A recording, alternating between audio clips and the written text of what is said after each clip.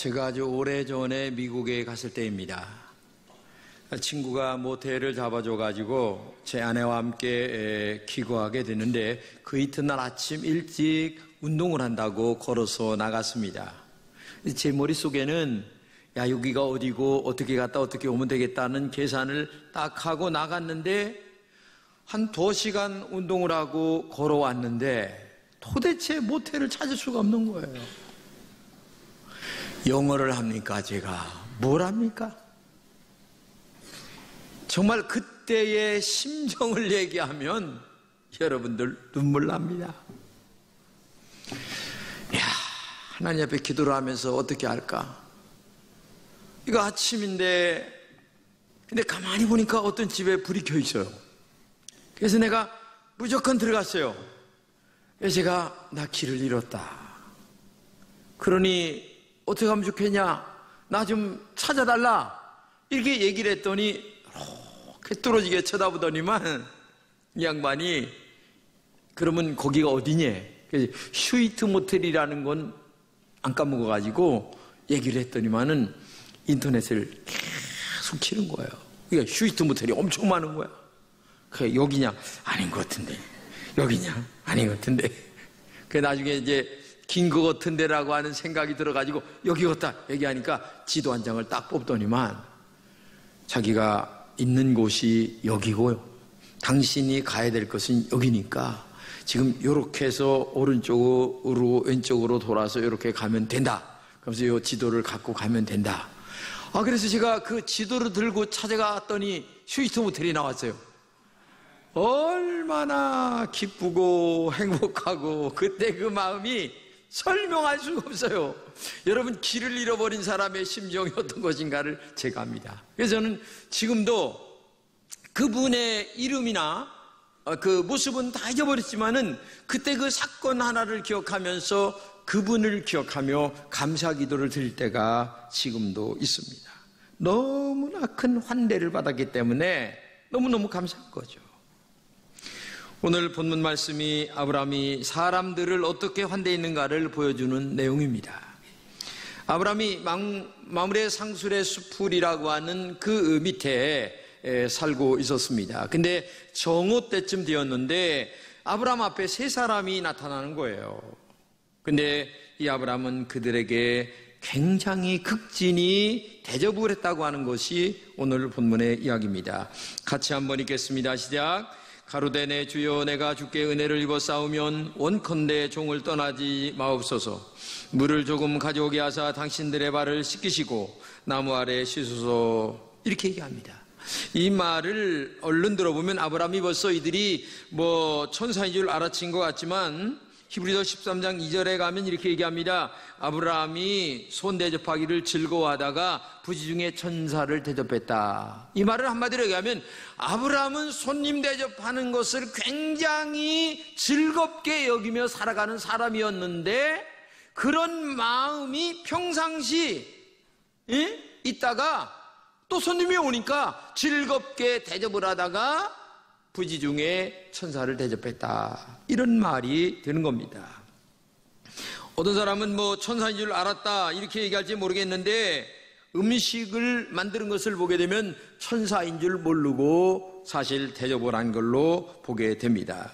그리고 그들에게 제안을 합니다. 물을 가져오게 하여 당신들의 발을 씻으소서. 그런 다음에 편히 씻으세요. 이렇게 얘기를 합니다. 중동 지방에는 샌드를 신습니다. 걸어오게 되면 먼지를 많이 앉기 때문에 물을 떠다가 하인들에게 발을 씻기게 만들죠. 그 아브라함이 피곤해 지친 손님들의 발을 씻어주면서 편히 쉬라고 했습니다. 그리고 그는 이렇게 얘기합니다. 내가 떡을 조금 가져오리니 당신들의 마음을 쾌활하게 하시옵소서. 이 말은 마음이 편히 쉬란 얘기입니다. 그리고 즉시 장막에 나가 아내인 사라에게 속히 고운 가루 3스와를 가져다가 반죽하여 떡을 만들라고 하니까 이 아내인 정말 사라가 너무 기쁘게 또 떡을 만드는 거예요. 부부가 한 몸이 된 겁니다. 손님 대접하는데 보편적으로 남자가 뭐 하려고 하면 아내들은 뒤에서 바가지 긋는 게 보편적인 거거든요. 근데 여기는 두 부부가 꽁짝이 맞아 떨어진 거예요. 얼마나 아름다운 부부인가를 알 수가 있죠. 그리고 달려가서 기름지고 좋은 송아지를 잡습니다. 사실 고기를 먹어본 분들은 압니다마는 어린 송아지 스테이크가 굉장히 맛이 좋다고 합니다. 그래서 어린 송아지를 잡았다고 하는 말은 그들을 제일 좋은 곳으로 최선을 다하여 대접을 했다, 섬겼다, 부지 중에 만난 사람들을 극진히 섬겼다, 이런 말이 되는 거죠.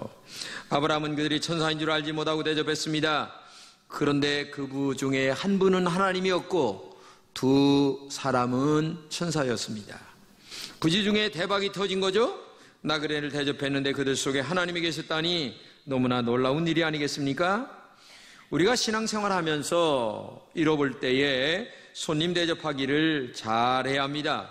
작은 곳에도 누구에게나 친절하게 대접해야 합니다. 누구에게나 잘해주란 얘기입니다. 여러분이 만나는 사람들이 누구든지 대접 잘해야 된다는 얘기예요.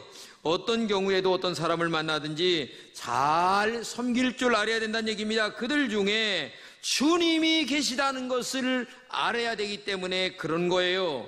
그들에게 하는 것이 곧 주님에게 하는 것이라고 성경은 말하고 있잖아요. 여러분은 어려운 문제를 해결받고 싶지 않습니까? 주님을 만나고 싶으시죠? 그리고 축복도 받고 싶으실 것입니다. 그러면 사람을 수단과 목적으로 대하지 말아야 됩니다. 오늘의 문제가 뭔 줄 아세요? 저 사람을 만나서 나에게 얼마나 이득이 될까를 항상 계산하며 만나는 것이 오늘의 사람들의 모습이에요. 그러나 아브라함은 절대 그런 계산하지 않았어요. 인간을 인간으로 취급하고 그저 기쁜 마음으로 대접을 했습니다. 이게 굉장히 중요한 거예요. 그런 마음으로 할 때 그것이 주님에게 대접하는 일이 되기 때문에 그렇죠. 어렵고 가난한 이웃들에게 주님에게 하듯 베풀고 사랑하는 것이 주님에게 하는 것입니다.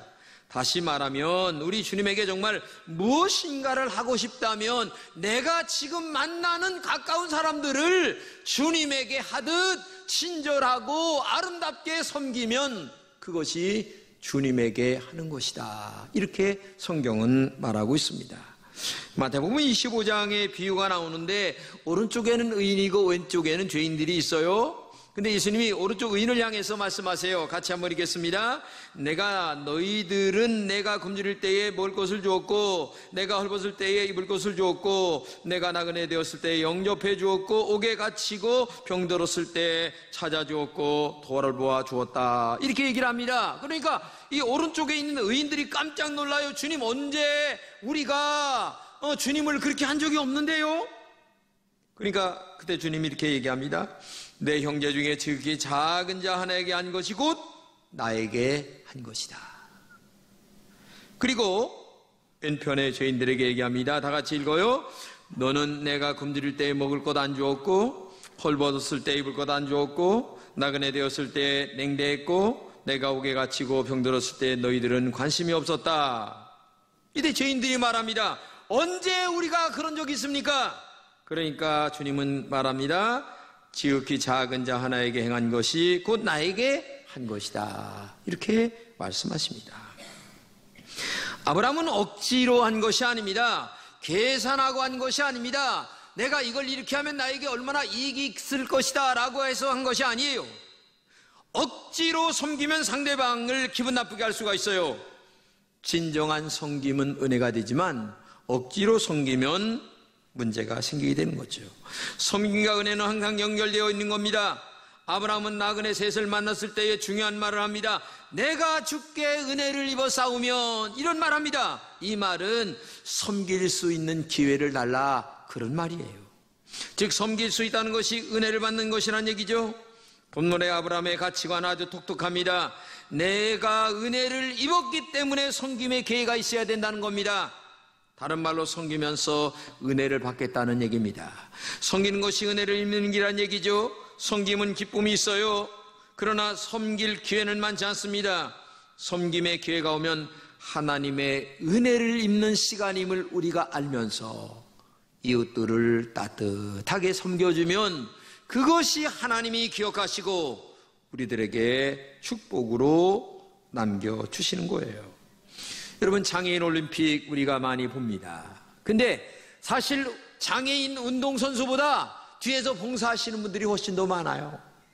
근데 그들은 시간 내고, 그 다음에 몸 바치고, 그 다음에 돈을 받고 하는 게 아니에요. 전부 다 돈을 내가 내고 하는 거예요. 그런데 그들의 얼굴이 얼마나 기쁜가 여러분 보시면 알잖아요. 섬김이라는 것은 이렇게 기쁘게 하는 겁니다. 행복하게 하는 겁니다. 섬기는 일을 하고 있어서 섬기는 자체가 기쁜 거예요. 은혜를 받는 일이기 때문에 그렇습니다. 오늘 본문에 99살 된 아브라함이 섬기면서 너무나 기쁘고 밝은 모습으로 본인이 은혜를 받는 거예요. 섬기면서.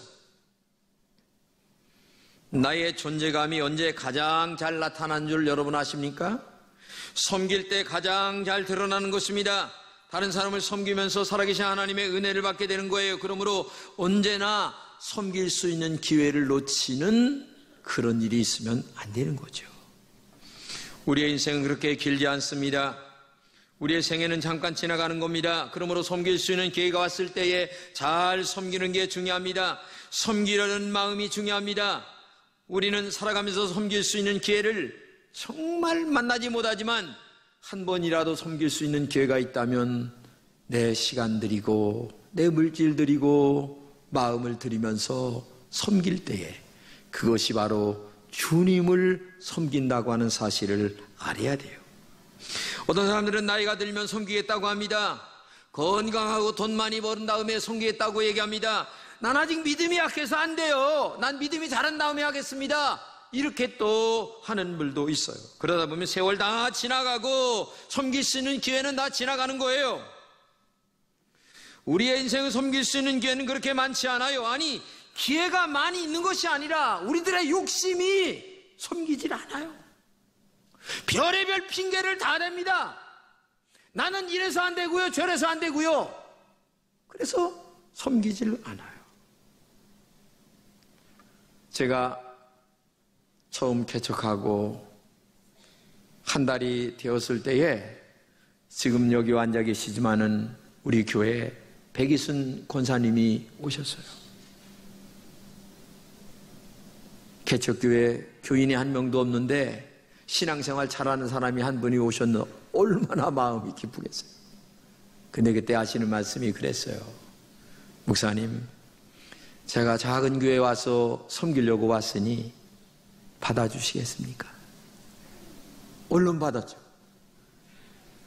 근데 백원사님은 지금까지 변함없이 한결같이 교회를 섬기고 있고 그분에게 아주 중한 암이라는 질병이 찾아왔는데 하나님은 지금 고치셔서 그의 남편 되시는 이호배 집사님, 딸 이니 집사, 저는 정말 말은 표현은 안 해도 얼마나 마음에 감사한 마음으로 살고 있는지 말할 수가 없습니다. 그러나 요즘은 개척교회 할 수가 없어요. 섬기는 사람들이 아예 없기 때문에 그렇습니다. 모두 다 편한 신앙생활 하려고 합니다. 그러면서 내가 다 알아서 한다고 합니다. 너무 강요하지도 말라고 그래요. 앞에서는 예하고 뒤에 가서는 안 합니다. 이것이 하나님의 말씀인데도 안 해요. 저는 정말 우리 교인들에게 부탁합니다. 시대가 바뀌고 또 상황이 바뀐다 할지라도 하나님의 말씀은 변함이 없어요. 그렇기 때문에 우리가 성경대로 신앙생활을 해야 합니다. 섬기라고 하면 섬기는 것이 중요한 것입니다. 절대로 섬김의 기회를 놓치지 말아야 합니다. 섬길 수 있는 기회가 자주 없다는 걸 알아야 됩니다. 바빠서 부모 공경 못합니다. 돌아가신 다음에 탄식하면 뭐 할 거예요? 그렇잖아요? 돌아가신 다음에.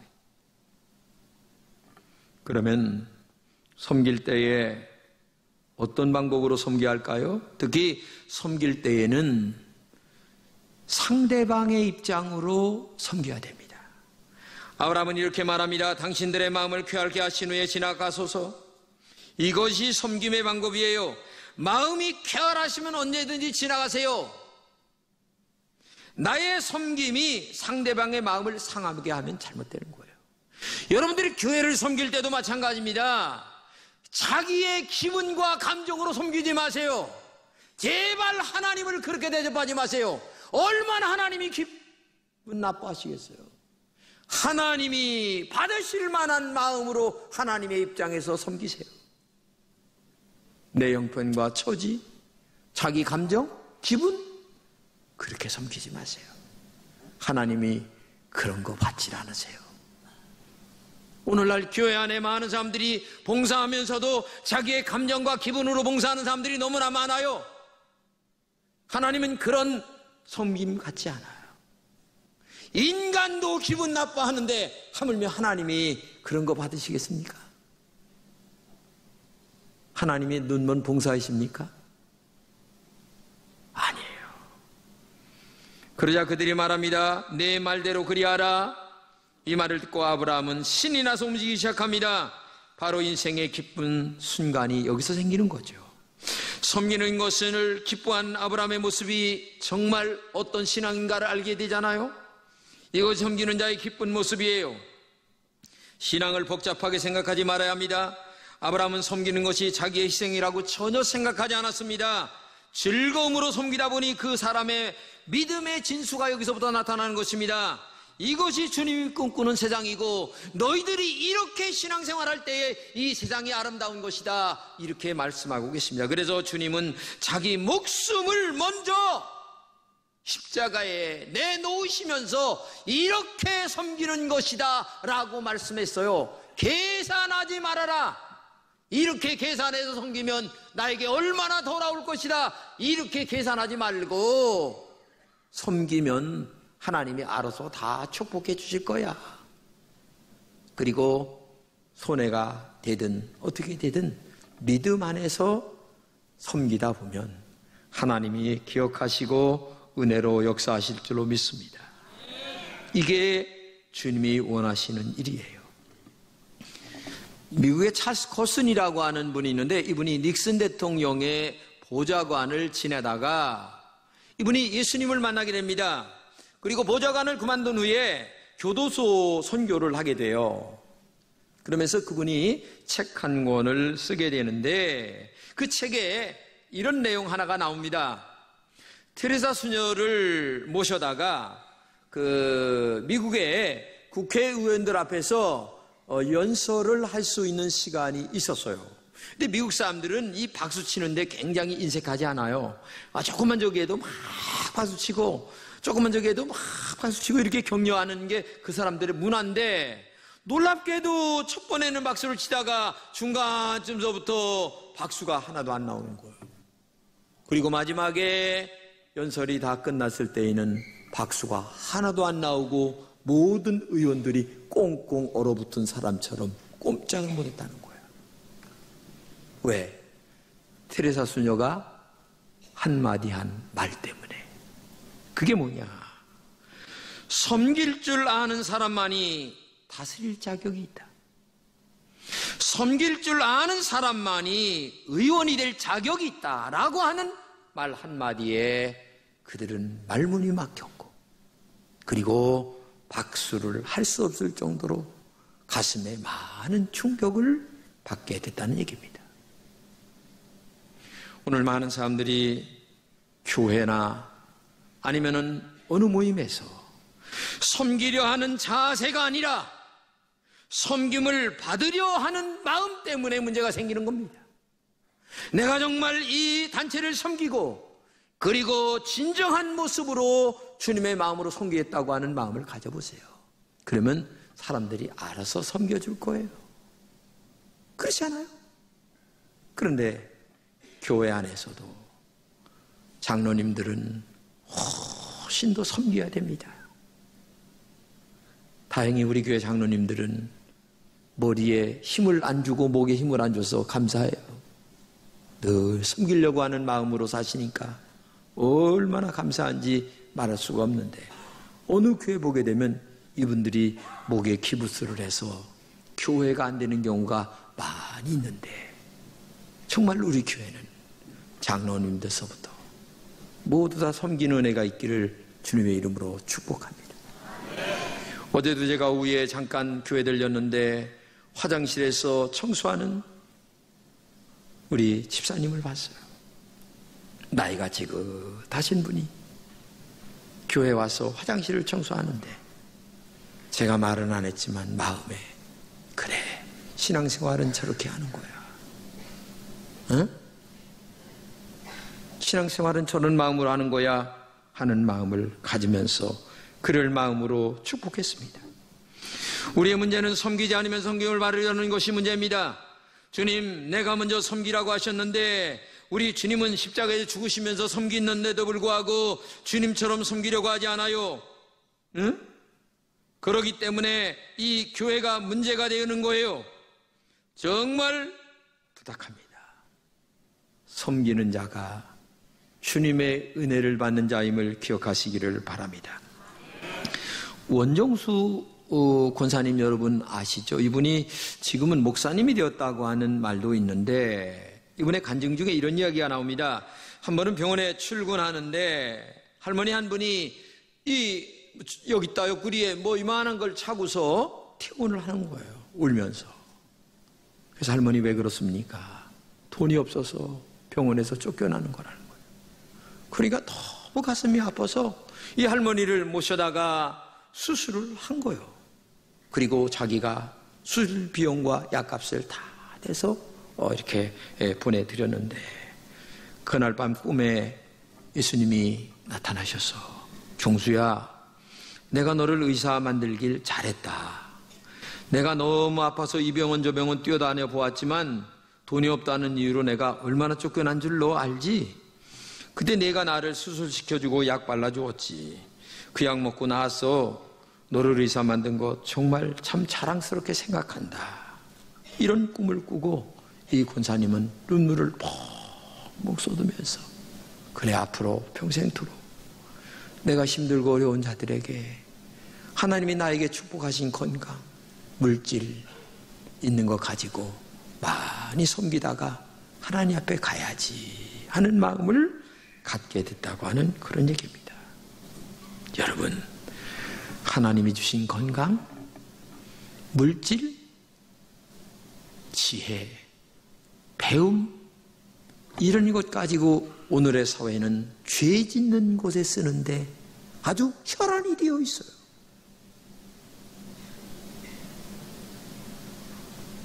이런 사회 속에서 주님은 뭐라고 말씀하십니까?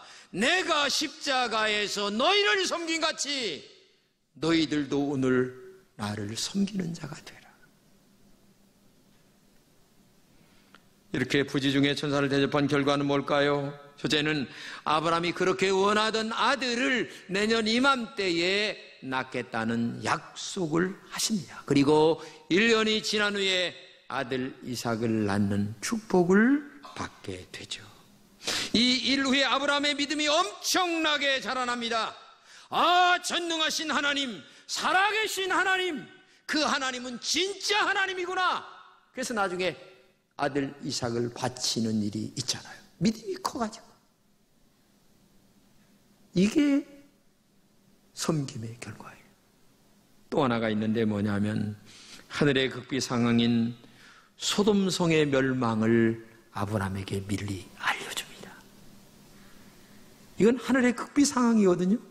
근데 아브라함에게만은 야, 소돔과 고모라가 멸망할 것이다. 그때 너의 조카 롯을 건져내 하는 말씀을 해주십니다. 이게 중요한 거예요. 우리나라 선교사 중에 아벤셀러와 언더우드 목사님이 계시는데 아벤셀러 목사님은 감리교 목사님이세요. 이분이 1885년도에 언더우드 목사님과 함께 왔는데 1902년도에 아벤셀러 목사님 배를 타고 군산에 갔는데 군산 앞바다에서 배가 부딪혀서 여학생 둘이 물에 빠집니다. 그 여학생들을 건져내고 44살이 됐을 때에 아펜셀러 목사가 죽습니다.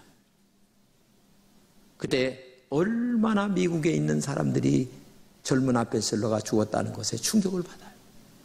근데 그가 죽은 것이 어떤 일이 아니에요. 이 아펜셀러가 세운 우리가 알다시피 정동 제1교회 그리고 배제학당을 통하여 이승만 대통령이 탄생됩니다. 여운형이나 나도양, 김소월 같은 사람들이 그때 탄생이 되는 거예요. 그리고 아펠셀러의 세 자녀는 모두 한국에서 뼈를 묻는 역사가 나타나기 시작합니다. 이번에 우리는 필리핀 목사님들을 섬길 수 있는 기회를 얻었습니다. 정말 우리 주님을 대접할 수 있는 좋은 기회입니다. 마음으로 따뜻하게 그들을 맞이하여 주시기 바랍니다. 친절하게 웃으면서 못하는 영어라도 한마디 땡큐 하면 됩니다. 그리고 거기다 한마디 더 할 수 있으면 Nice meet you. 그냥 그것만 하면 돼요. 웃으면서 다른 말 할 거 없어요. 그렇게 해주시면 되는 겁니다. 그리고 기도에 참석해 주시고 다음 주 헌금할 때에 형편대로 헌금하셔서 우리 한번 그들이 돌아간 다음에 금천교회에서 은혜 받았어. 금천교회대로 목회를 해야 돼. 우리 금천교회 교인들을 위해서 기도합시다. 그래서 그들이 우리 교회를 위하여 매일 기도해 줄 수 있다면 이것은 정말 금맥을 캐는 거예요. 필리핀의 교회가 살아나는 기회입니다. 이 거룩한 섬김의 기회를 우리가 잘 섬길 수 있도록 여러분 기도해 주시고 함께 동참해 주시기를 주님의 이름으로 축복합니다. 그것이 아브라함이 받은 축복을 받는 비결임을 여러분 꼭 기억해 주시기를 바랍니다.